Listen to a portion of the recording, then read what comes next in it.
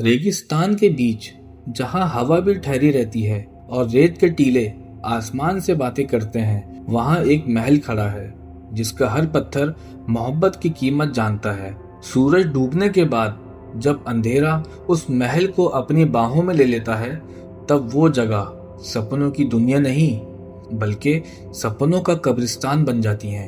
लोग कहते हैं ये महल सिर्फ उन बच्चों के लिए बनाया गया था जो मोहब्बत में सच्चे थे, पर कोई नहीं जानता कि सच्ची मोहब्बत की कीमत कितनी भारी होती है। कुछ कहते हैं कि जो भी उस महल में अपने सपने लेके गया, वो वापस सिर्फ एक खाली परछाई बनकर आया।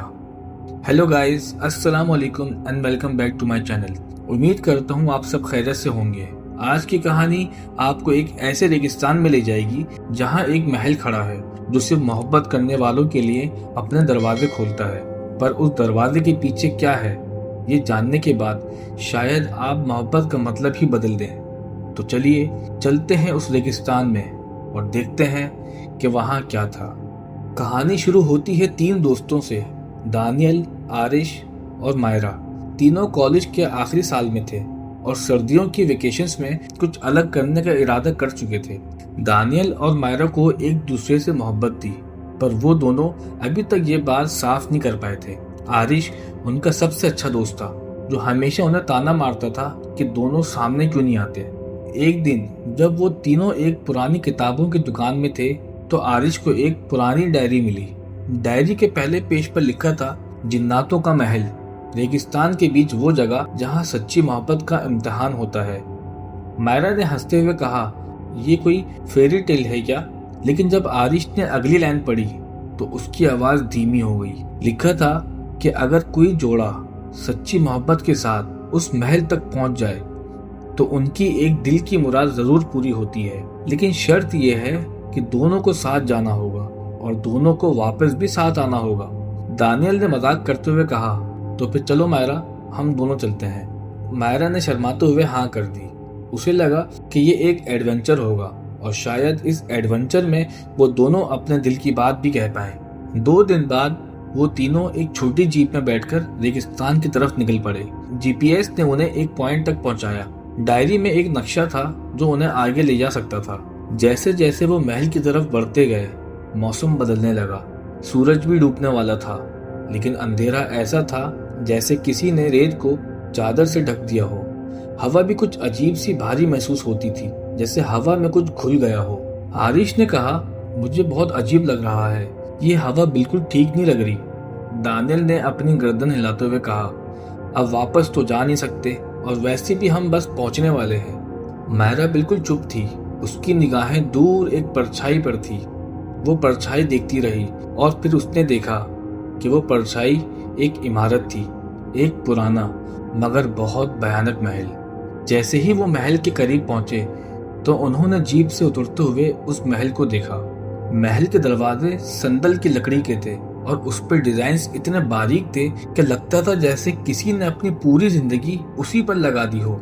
दरवाजे पे एक जाली थी जिसके पीछे से अंधेरा नजर आ रहा था। आरिश ने महल देखते हुए कहा कि यार, इसको देखकर डर नहीं लग रहा? दानियल ने मायरा की तरफ देखते हुए कहा कि डर तो लग रहा है, लेकिन तुम साथ हो तो इतना नहीं लग रहा। मायरा ने दानियल को देखकर घबराते हुए स्माइल किया। वो लोग महल की तरफ बढ़ने लगे और जैसे ही दरवाजा खोलकर वो अंदर गए तो अंदर का मंजर काफी अजीब था। महल बाहर से तो भले टूट फूट गया था, लेकिन अंदर से सब कुछ बिल्कुल साफ था। दीवारें चमक रही थीं, जीने मार्बल के थे और छत पे से रेत के कुछ जर्रे गिरते रहते थे, जैसे कोई उन्हें याद दिला रहा हो कि ये जगह इंसानों के लिए नहीं बनी। मायरा ने धीरे से कहा, ये जगह इतनी खामोश क्यों है? हवा भी अंदर नहीं आ रही। आरिश ने अपने फोन की टॉर्च जलाई और टॉर्च की रोशनी में उन्होंने देखा कि दीवार पर कुछ तस्वीरें लगी थी। वो सब किसी जोड़ियों की तस्वीरें थीं। हर तस्वीर में एक लड़का और एक लड़की खड़े थे और दोनों के चेहरे पर मोहब्बत का जज्बा था। लेकिन कुछ तस्वीरें बहुत अजीब थीं। कुछ में सिर्फ एक शख्स था और दूसरा गायब। दानियल एक तस्वीर को गौर से देखते हुए बोला, ये देखो, इस तस्वीर में लड़की की जगह सिर्फ एक दबी सी परछाई है। ऐसा लग रहा है जैसे वो कभी थी ही नहीं। मायरा के दिल में एक अजीब सी उलझन पैदा होने लगी कि अचानक महल के अंदर से आवाज आई, किसी पायल की आवाज़, और वो पायल की आवाज़ नज़दीक आती गई और बिल्कुल हमारे पीछे रुक गई। हम तीनों ने एक साथ पीछे मुड़ के देखा तो कोई नहीं था, और अचानक बिल्कुल खामोशी हो गई थी। और उस खामोशी में बहुत हल्की सी आवाज़ आई कि मोहब्बत सच्ची है तो इम्तिहान भी सच्चा होगा। आरिश ने डरते हुए कहा, भाई ये क्या मजाक हो रहा है यहाँ। दानियल ने मायरा को अपने करीब करते हुए कहा कि चलो ऊपर चलते हैं। डायरी में लिखा था कि महल के सबसे ऊपर वाले कमरे में वो चीज़ है जो दिल की मुराद पूरी करती है। मायरा ने कहा, दानियल मुझे लगता है कि हमें वापस जाना चाहिए। लेकिन दानियल के चेहरे पर जिद थी। वो मायरा से कहना चाहता था कि वो उससे मोहब्बत करता है और शायद ये महल उसकी ये मुराद पूरी कर दे। वो तीनों अब जीने पर चढ़ने लगे। हर कदम के साथ उन्हें महसूस हो रहा था कि हवा अब भारी होती जा रही थी। दीवारें ऐसे महसूस हो रही थी जैसे वो सांसें ले रही हों, और जैसे जैसे वो ऊपर जा रहे थे वैसे वैसे अब तस्वीरें बदल रही थीं। अब हर तस्वीर में जो जोड़ा था उनमें सिर्फ एक ही शख्स था। आरिश ने गौर से देखते हुए कहा कि ये देखो, अब यहाँ हर तस्वीर में से एक बंदा गायब है। यहाँ क्या हो रहा है यार। मायरा की नज़र एक तस्वीर पे गई और वो देखते ही उसके चेहरे का रंग उड़ गया। उस तस्वीर में एक लड़की अकेली खड़ी थी और उसके हाथ में टूटा हुआ दिल था, जैसे वो किसी को ढूंढ रही हो जो वापस नहीं आया। और जिंदगी में पहली बार मायरा ने महसूस किया कि ये महल उससे कुछ छीन सकता है। दानियल ने मायरा को देखते हुए कहा कि कुछ नहीं होगा, मैं हूं तुम्हारे साथ। लेकिन जब उन्होंने अगली तस्वीर देखी तो दानियल का दिल भी बैठ सा गया।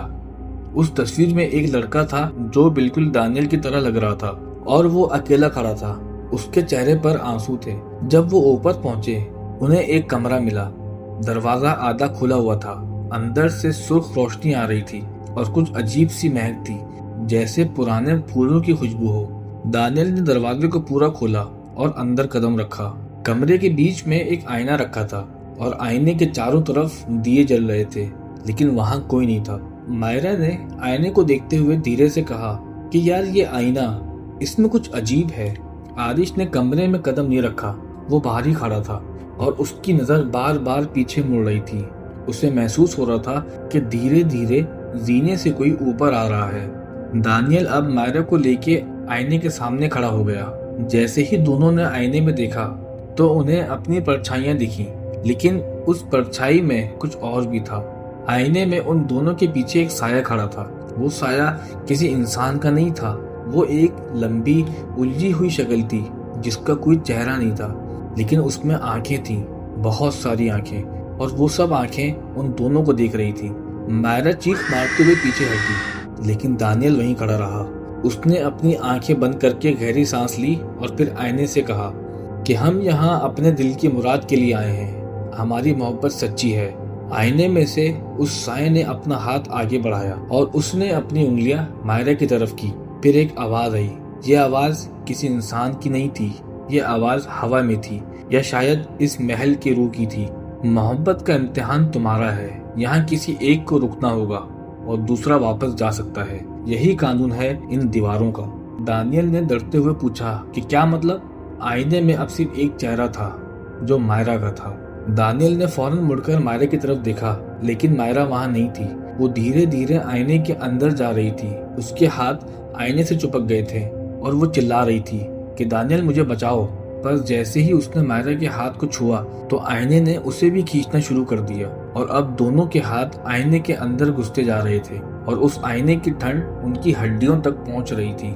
आरिश कमरे के बाहर से सब देख रहा था, मगर उसकी अंदर जाने की हिम्मत बिल्कुल नहीं हो रही थी। उसने देखा कि दोनों आईने के अंदर जा रहे हैं और फिर अचानक आईना रुक गया और दानियल हाँफते हुए बाहर गिर गया और मायरा वो अब आईने के अंदर जा चुकी थी। उसका चेहरा अभी भी नजर आ रहा था, मगर वो कुछ बोल नहीं रही थी, सिर्फ उसके आंसू बह रहे थे। आरिश ने दानियल को उठाया और बोला, भाई जल्दी निकलो यहाँ से। पर दानियल के हाथ आईने की तरफ थे। वो मायरा को वापस लाना चाहता था। उसने चीखते हुए आईने को मारना शुरू किया, लेकिन आईना अपनी जगह से हिला तक नहीं। और फिर एक आवाज आई, तुम अब वापस जा सकते हो। तुम्हारा इम्तिहान पूरा हुआ। तुम्हारी मोहब्बत सच्ची थी, इसलिए तुम्हें जिंदा छोड़ा गया, लेकिन तुम्हारा सपना यहीं रहेगा हमेशा के लिए। दानियल के आंसू रुकने का नाम नहीं ले रहे थे। उसने आईने को घूरते हुए कहा, मैं यहाँ से मायरा को लिए बगैर नहीं जाऊंगा। लेकिन आईना खामोश हो गया और वो दिए बुझ गए और कमरे में अब बिल्कुल अंधेरा छा गया था और उस अंधेरे में सिर्फ एक आवाज गूंज रही थी जो मायरा के रोने की थी। आरिश ने दानियल को घसीटते हुए बाहर निकाला और दोनों भागते हुए जीने से उतरे और नीचे की तरफ आए तो उन्होंने देखा कि दीवार पे अब एक नई तस्वीर लगी हुई थी और वो तस्वीर मायरा की थी जिसमें वो अकेली खड़ी थी। उसकी आंखों में आंसू थे और उसके हाथ में टूटा हुआ दिल था। आरिश ने फौरन दानियल को पकड़ा और उसे महल से बाहर ले जाकर अपनी जीप में बिठाया और वहां से फौरन निकल गया। पर दानियल अब वो दानियल नहीं था। वो अब दिन रात बिल्कुल खामोश रहता था। कभी कभी वो कहता था कि उसने मायरा की आवाज सुनी है रेगिस्तान से, तो कभी वो कहता था कि मायरा अब भी उसका इंतजार कर रही है, लेकिन कोई उस पर यकीन नहीं करता था। इस बात को अब महीने गुजर गए थे। एक रात आरिश को अजीब सा ख्वाब आया। उसने देखा कि वो फिर से उस महल में है और इस बार वो अकेला है। महल के अंदर वो उसी कमरे तक पहुंचा जहां वो आईना था और आईने में अब मायरा के साथ एक और चेहरा था और वो दानियल का था। आरिश घबराते हुए उठा और उसने फौरन दानियल को कॉल की, मगर दानियल ने फोन नहीं उठाया। सुबह जब वो दानियल के घर पहुंचा तो पता चला कि दानियल कल रात से ही गायब हो गया था। उसके कमरे में सिर्फ एक नोट मिला था जिसमें लिखा था कि मायरा मुझे बुला रही है और मैं उसके पास जा रहा हूँ। ये देखते ही आरिश के रोंगटे खड़े हो गए। उसने फौरन रेगिस्तान की तरफ जाने का सोचा, मगर फिर उसने सोचा कि अब कुछ नहीं हो सकता। कुछ हफ्तों बाद जब आरिश दोबारा उस पुरानी किताबों की दुकान में गया तो उसने देखा कि वो डायरी फिर से वहां रखी थी, जैसे किसी ने उसे वापस रख दी हो। उसने जब डायरी खोली तो पहले पेज पर अब एक नई लाइन लिखी थी, जिन्नातों का महल, रेगिस्तान के बीच वो जगह जहां सच्ची मोहब्बत का इम्तिहान होता है और दानियल और मायरा अब हमेशा के लिए एक हो चुके हैं। आरिश की सांसें रुक गईं। उसने डायरी बंद कर दी और उसे वहां से लेकर अपने घर आ गया। उसने सोचा कि इस डायरी को जलाना होगा ताकि कोई और यहाँ न जा सके, लेकिन जब उसने डायरी जलाने की कोशिश की तो वो डायरी जली ही नहीं। उसने बहुत कोशिश की जलाने की, मगर डायरी जल ही नहीं रही थी, जैसे उस डायरी को कोई बचा रहा हो। आज भी वो डायरी आरिश के पास है और आज भी हर रात उसे एक आवाज सुनाई देती है, मायरा की। वो कहती है कि आरिश तुम भी यहाँ आ जाओ, यहाँ सब कुछ बहुत खूबसूरत है, कोई तकलीफ नहीं है, सिर्फ मोहब्बत है। लेकिन आरिश जानता है कि वो आवाज सच नहीं है। वो महल कोई सपने पूरे नहीं करता, वो सिर्फ सच्चाइयों को रख लेता है और झूठों को वापस भेज देता है। आज भी अगर आप उस रेगिस्तान में जाएं जहां हवा रुकी रहती है और रेत के टीले आसमान से बातें करते हैं, तो शायद आपको वो महल नजर आ जाए। और अगर आप उसके दरवाजे तक पहुंच जाएं तो शायद आपको उसमें अपनी ही तस्वीर नजर आए, या फिर किसी और की जिसे आप जानते हो। क्योंकि ये महल सपने पूरे नहीं करता, ये सिर्फ उन लोगों को अपने पास रख लेता है जो मोहब्बत में सच्चे होते हैं और उन्हें कभी वापस नहीं भेजता। तो दोस्तों, ये थी आज की कहानी। अगर आप उस महल के सामने होते और आपको पता होता कि आपकी मोहब्बत की कीमत इतनी भारी है, तो क्या आप फिर भी अंदर जाते? और अगर आपके किसी दोस्त के साथ ऐसा हुआ हो तो क्या आप उसे बचा पाते? क्या सच्ची मोहब्बत के लिए इतना बड़ा इम्तिहान देना जरूरी है? अपनी राय कमेंट्स में जरूर शेयर करें। आपके कमेंट्स मुझे अगले एपिसोड के लिए रास्ता दिखाते हैं। अगर ये स्टोरी आपको पसंद आई हो तो लाइक और सब्सक्राइब करके बेल आइकन जरूर दबाइएगा। और अगर आप अपनी कोई हॉरर कहानी शेयर करवाना चाहते हैं तो डिस्क्रिप्शन में दिए गए ईमेल पर कहानी की डिटेल्स भेजिए। आपकी कहानी अगले एपिसोड का हिस्सा बन सकती है। मैं प्रॉपर क्रेडिट के साथ शेयर करूंगा। अगली स्टोरी में फिर मिलेंगे। तब तक के लिए अल्लाह हाफिज, अपना ख्याल रखिएगा।